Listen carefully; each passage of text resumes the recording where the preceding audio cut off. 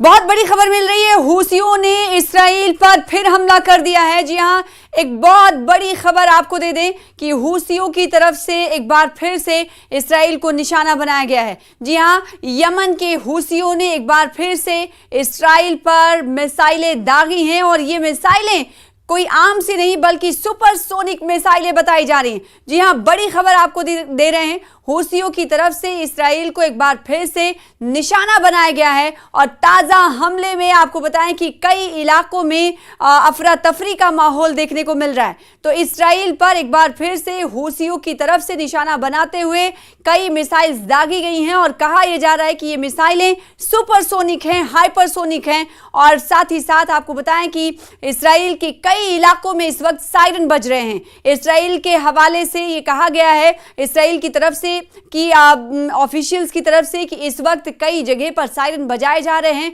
क्योंकि लोगों में खौफ और दहशत है। और एक बार फिर से होम फ्रंट कमांड की सलाह दी गई है, यानी लोगों को सुरक्षा समेत तमाम उपकरणों का सहारा लेने की अपील की गई है। यानी लोगों से कहा जा रहा है कि आप बंकर्स में चले जाएं, जहां जहां पर आपके छिपने के लिए और अच्छी व्यवस्था है वहां पर आप रहें, मोहतात रहें। ये इस्राइल में इस वक्त चल रहा है। तो बड़ी खबर आपको बता रहे हैं कि यमन के हूसियों ने एक बार फिर से मिसाइलें दागी हैं और इस वक्त इस्राइल के कई जगह पर सायरन बजाए जा रहे हैं और ये सायरन बार बार बजाए जा रहे हैं क्योंकि ताकि जो लोग हैं वो सतर्क रहें, मोहतात हो जाएं और इस वक्त अपनी सुरक्षा को, अपनी सिक्योरिटी को उनकी तरफ से भरपूर तरीके से देखा जाए, इसलिए सायरन बजाए जा रहे हैं। और हूसी ऐसा कहा जा सकता है कि मान नहीं रहे हैं, लगातार इस्राइल को उनकी तरफ से निशाना बनाया जा रहा है। आपको बताएं कि IDF यानी इस्राइल डिफेंस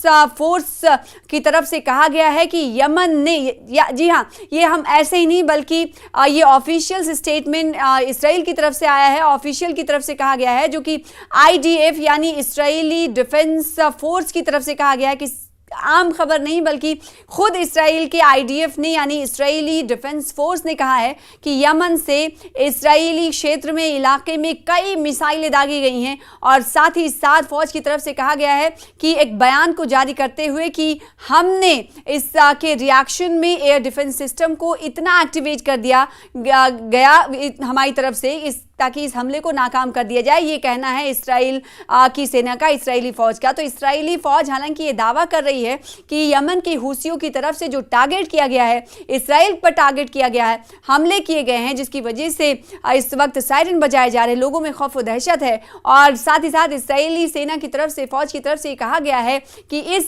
इससे ये समझा जा सकता है, जो ऑफिशियल बयान सामने आया है, कि हूसियों ने यह हमला इस्राइल को टारगेट करते हुए किया है। लेकिन इस्राइल यहाँ पर यह कहता हुआ नजर आ रहा है कि उसने तमाम हमलों को निष्क्रिय कर दिया है, नाकाम कर दिया है और उसका एयर डिफेंस सिस्टम इतना एक्टिव है जिसकी वजह से कोई नुकसान नहीं हो पाया है। हवा में ही उसके यमन के हूसियों के मिसाइलों को दाग दिया गया है, निष्क्रिय कर दिया गया है। ये कहना है IDF का।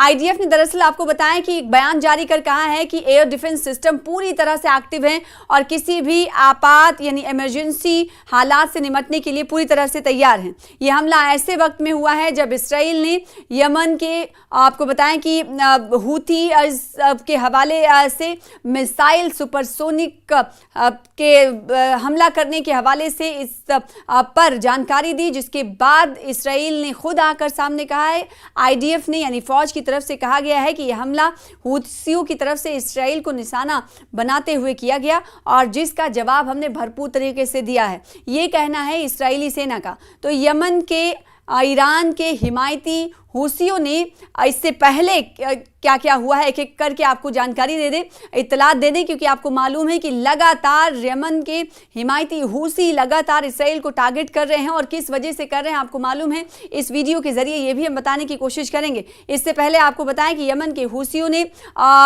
मंगल के रोज़ यानी 1 जुलाई को इस्राइल की तरफ एक बैलिस्टिक मिसाइल दागी थी, जिसे इस्राइल की जो एयर डिफेंस सिस्टम है, इस्राइल फिर उस वक्त भी कहता हुआ नजर आया था कि उन्होंने इसे पूरी तरीके से कामयाबी के साथ नेस्तनाबूद कर दिया है, इंटरसेप्ट कर दिया है। और उसके बाद हमने देखा था कि जो हूसी थे उनकी तरफ से भी दावा किया गया था कि इस हमले का निशाना तेल अवीव के बेन गुरियन इंटरनेशनल हवाई अड्डा था। और साथ ही साथ इस हमले में उस वक्त कहा गया था कि कोई जानी नुकसान या फिर माली नुकसान की खबर नहीं है, लेकिन इसराइल के साउथ और मिडिल जो इलाके थे वहां पर हवाई हमले के सायरन उस वक्त भी देखे गए। तो कहा यह जा सकता है कि लगातार हूसी एक्टिव हैं और इसराइल को निशाना बनाया जा रहा है। और इस पर आपको बताएं कि इसराइल की तरफ से भी बयान सामने आ जा रहा है, ऑफिशियल बयान, यानी आधिकारिक तौर पर इसराइल इसे एक्सेप्ट करते हुए नजर आ रहा है। हालांकि इसराइल ये कह रहा है कि जब हूसी इसराइल को टारगेट कर रहे हैं तो उसमें किसी तरह का नुकसान नहीं हुआ है। और साथ ही साथ जब 1 जुलाई को इस जो इंटरनेशनल हवाई अड्डा है उसे निशाना बनाया गया हूसियों की तरफ से, उस पर भी इसराइल ने बयान जारी करते हुए कहा कि ये जो वाकया था, ये ताज़ा जो हमला 1 जुलाई को इसराइल की तरफ से किया गया था, उसने इलाके में कशीदगी को बढ़ा दिया है, तनाव को बढ़ा दिया है। और साथ ही साथ इसराइल ने कहा कि जवाबी कार्रवाई हम जरूर करेंगे। तो आपको बताएं कि हूसियों की तरफ से जब निशाना बनाया जाता है तो इसराइल की तरफ से जवाबी कार्रवाई की धमकी दी जा रही है, इंतबा दिया जा रहा है। इसराइल लगातार ये कह रहा है कि हमारे साथ आप जैसा कर रहे हैं वैसा हम आपके साथ करेंगे, उससे बुरा अंजाम आपका करेंगे। और कैसे कहां कहां क्या हमला हुआ है लगातार हम आपको वीडियोस के जरिए बता रहे हैं कि इस वक्त इन जगह, इन मकामात पर क्या कुछ चल रहा है। आईडीएफ ने साथ ही आपको बताएं कि जो 1 जुलाई को मंगल के रोज जो हमला किया गया था इसराइल की तरफ से, उस वक्त क्या कहा था वो भी आपको बता दें। उस वक्त कहा गया था कि यमन से एक बैलिस्टिक मिसाइल लॉन्च की गई थी जिसे उनकी जो उन्नत वायु रक्षा प्रणाली है जिसमें एरो 2 और एरो 3 इंटरसेप्टर शामिल हैं, उन्होंने बीच में ही उसे खत्म कर दिया, इंटरसेप्ट कर दिया। साथ ही साथ हूसी जो फौज है उनके जो तर्जुमान है याह्या सारिया, उन्होंने भी दावा किया है। उन्होंने क्या दावा किया है इस वीडियो के जरिए आपको बताएंगे। उन्होंने दावा किया है कि पैलेस्टाइन 2 नामक हाइपरसोनिक जो मिसाइल था उसका हमने इस्तेमाल किया था, यानी इसराइल पर जो हमने हमले किए, मिसाइलें दागी थी, उसमें कौन सा मिसाइल शामिल था, कौन से मिसाइल का सहारा लिया गया, ये कहा गया है हूसियों की तरफ से कहा गया है कि पैलेस्टाइन 2 नामी एक हाइपरसोनिक मिसाइल का हमने इस्तेमाल किया जिसने मुबैना तौर पर बेन गुरियन हवाई अड्डे के ऑपरेशन को मुतासिर किया है। इसके अलावा हूसियों ने दावा किया कि उन्होंने इसराइल के इलियट, तेल अवीव और आश्केलोन में 3 जो हसास मकामात थे, हसास ठिकाने थे, उन पर ड्रोन हमले किए हैं। हालांकि आईडीएफ ने ड्रोन हमलों की हालांकि तस्दीक नहीं की है। और साथ ही आपको बता दें कि इस हमले से पहले इसराइल ने हूसी जो समर्थित हैं, यमन के हिमायती हैं, हुदैदा और सना के हवाई अड्डे में पर भी हवाई हमले किए थे। इस हवाले से भी जानकारी मिली थी जिसमें हूसी जो थे उनके बुनियादी ढांचे को कहा गया और हथियारों के भंडार को निशाना बनाया गया था।